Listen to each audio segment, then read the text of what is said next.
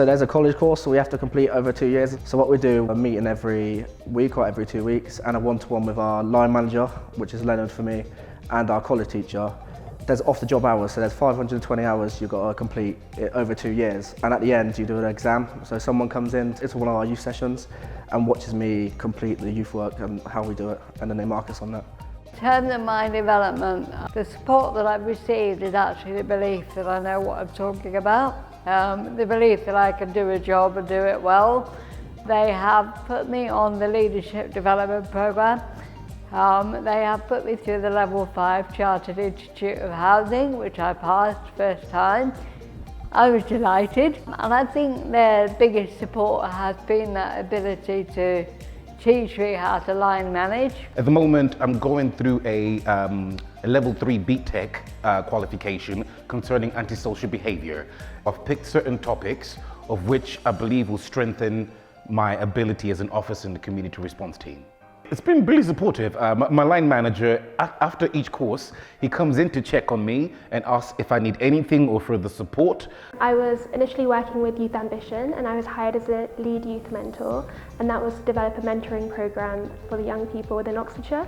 We were working within youth clubs and developing programmes, and it was very creative, so it was a wonderful experience. From there, I obviously was still studying my Masters and my LPC to continue within my journey of law. And I worked with Youth Ambition for a year, and then it transpired that there was a legal position open within the legal team, and that was as a paralegal. The team that I was working with were very supportive and very proud of it. I was moving internally, and I was still a part of the wider team in general.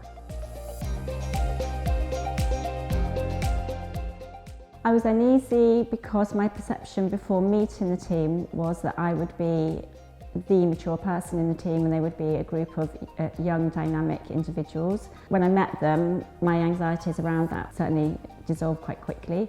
So the council was a much bigger organisation than I anticipated, and navigating your way around that felt quite overwhelming, in particular the use of acronyms when you're in meetings. But the whole approach from the team was a very open environment, and therefore I never felt that I couldn't ask for clarification. I joined Oxford City Council about 15 months ago. I found the working culture very positive, supportive and progressive. And I have a young family. I've got 2 small children and my wife works in London. So there's a lot of juggling that goes on in my household in terms of school run, childcare, and we both work full time. So having the flexibility that the City Council has provided me has been really helpful. I've found the journey and the professional development really exciting. I've learned a huge amount.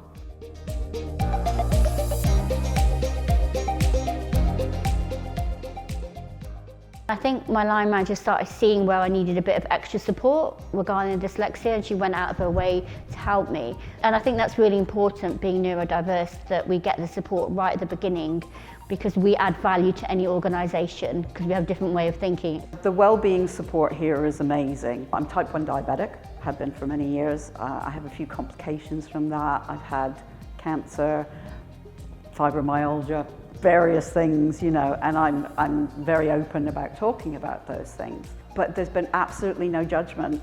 It's one of the most relaxing places I've ever worked for feeling supported for what I have, rather than thinking, oh God, you know, I can't tell anyone.